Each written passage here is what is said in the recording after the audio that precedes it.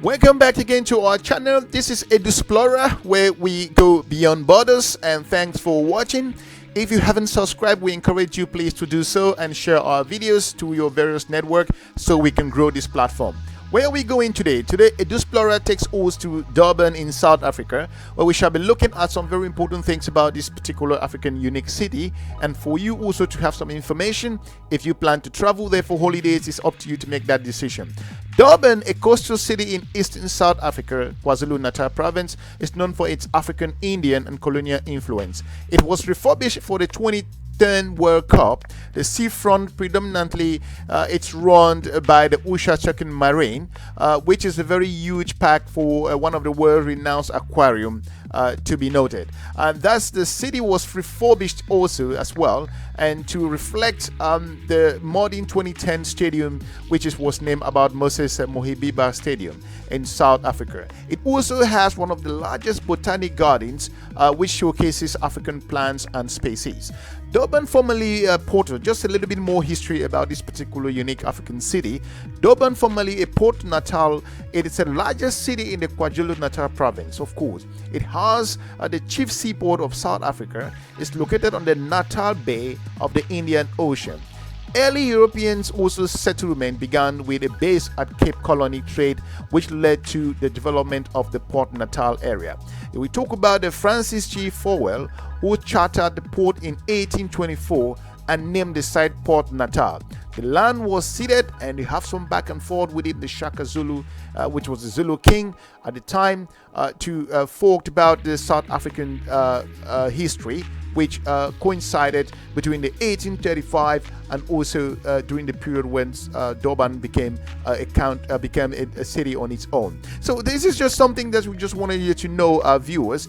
The governor of the Cape Colony then was controversial at the time, but again was called Benjamin Durban, and it became such a development where people began to rise up around the 1830s and the early 40s to develop this particular city so they can fight against the British over control of Durban, where the city became totally a whole city of its own in 1854 and was created a city in total 1935. So just a little bit more about Durban. It has a standard tropical weather condition. Also, it expands up to 2,300 kilometers. The population of Durban, it's over 596,000. That's based on the 2011 statistics. Of course, the population is just over approximately 3.6 million within the metro area of this particular city in South Africa. Also, the province is called KwaZulu-Natal, and the municipality area there is the eThekwini, which is also important. Something to note more a little bit about the economy in Durban. The economy of Durban, it has a total GDP of, that's what is contributing the South African government economy. It's over 83.9 billion dollars. The per capita GDP, you're looking at around 15,000 in total. The economic view also to what makes this particular city unique in South Africa and around the world is that it contributes just over 16% towards the ground GDP of the whole country, based on its manufacturing strength, trade, business services, transportation, communication, and largest, strongest growth sector of the whole country's provinces. And also, you have other things like aluminium conversion, fabricated products, automations, components, conversion of emphasis from products from unfinished products to finished products. They also deal with some elements of petrochemical products, which also enhances the economy in that particular part of the world.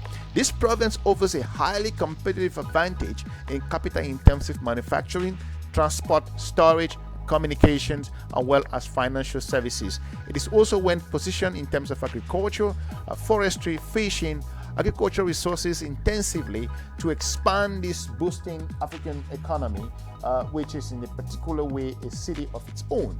They do have ambitions, of course. The South African based investors and developers plan to build a skyscraper which will be in 2022. They expect to erect the tallest building, so to say, because the Durban city is expected to build this building, which will be the next skyscraper. The height will be over 370 meters, and it will cost just over 6 billion rand. And what is expected to be in there, that should be looking around 88 stories of building, and also the tallest African and Southern Hemisphere building as well. That is really ambitious. Of course, the SAIS is going to host just over four hotels within this particular structure, and there will be apartments, buildings, restaurants, and also residential areas. It will, of course, provide 7,000 jobs, for which 5,000 will be permanent jobs, which will be in that particular country. It is unbelievable. Now, when you want to know some very few things about Durban, in terms of the fun things you may want to know about this particular unique city in Africa, is that Durban was originally called Rio de Natal by Vasco da Gama when he visited in 1497. Natal is a Portuguese meaning which says Christmas, if you want to do that translation yourself. Durban later received its name from a somewhat controversial governor, then, which we explained earlier, from the Cape Colony, who was called Sir Benjamin Durban. Durban has the busiest container port in Africa, and it is the 9th largest harbor in the world. The Gateway Shopping Center has over 350 stores. That's a mega store, and also 70 restaurants located in this. As a tourist, you may want to visit all of these, and 18 movie theaters and an IMAX theater as well, and an indoor climbing rock even scattered around this particular unique African city. And of course, it also have the biggest shopping center in the whole of Africa. As you may want to know further, Durban do have the 5th largest aquarium in the world. It's located in Durban in South Africa. The first steam railway in South Africa was opened in Durban in 1860. It's an amazing city. Of course, the Mahatma Gandhi, the political activist and spiritual leader of the Indian independence movement, actually started his political career in Durban when he arrived in 1893. Also, the city has been on the map. Most recently, it was recognized by one of the world's leading media organizations, the CNN, that it rated Durban to be the coolest city in South Africa. You've never seen this, of course, but that is the extent at which investments in this particular country has been known.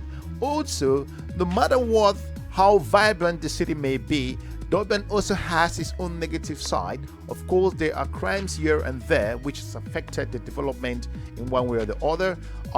That's something which the government works on a daily basis to improve the security situation for different tourists coming from around the world.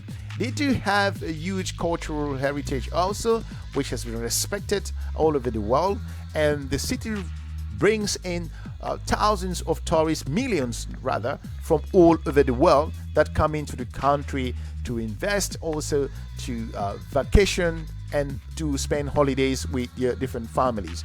They also have a great respectable airport as well. The city is well planned.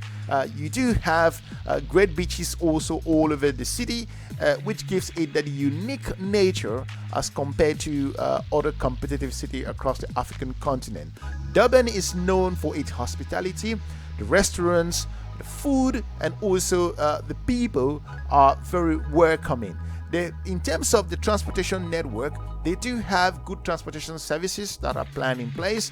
Also, these are some very, very useful movements around. You do also have big theaters that are spread across this particular unique city in Africa. It is a giant in South Africa, and it's a vibrant city that's looking forward to stamp its name, not just in Africa, but also around the world. Well, this is all what we got for you this time around regarding Durban in South Africa. Hopefully you've enjoyed this information and you can make use of it. The next time you plan to travel to Africa, do not forget to put Durban on your list. And again, we would like to hear from you, your comments.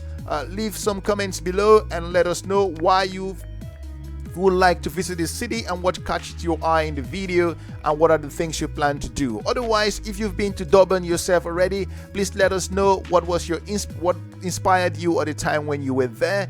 And again, thanks for watching. We're looking forward to meeting you soon.